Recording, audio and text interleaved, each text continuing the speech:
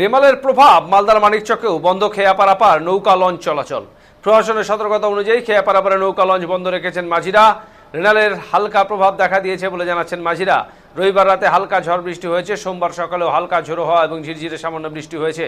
প্রশাসনের তরফে বারবার নজরদারি চালানো হচ্ছে মানিকচক ঘাটে, যাতে রেমালের প্রভাবে কোনো দুর্ঘটনা না ঘটে। নৌকাগুলি বেঁধে রাখা হয়েছে।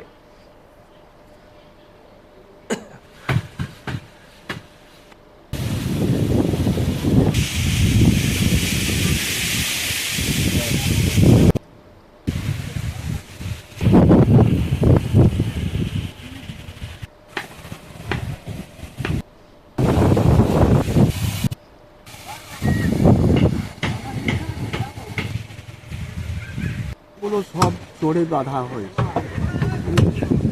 আর আবহাওয়া একদম ওইভাবেই লেগে আছে।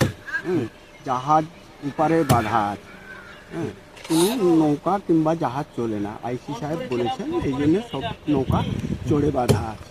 প্রশাসনের তরফে সতর্কতা দেওয়া হয়েছে। হ্যাঁ, আচ্ছা, এই জন্য সবটা বাঁধা হয়েছে। এখন বৃষ্টি ঝড় চলছে, হালকা হালকা আছে, পরেকালে বেশি হতে পারে, এটা বলা যায় না।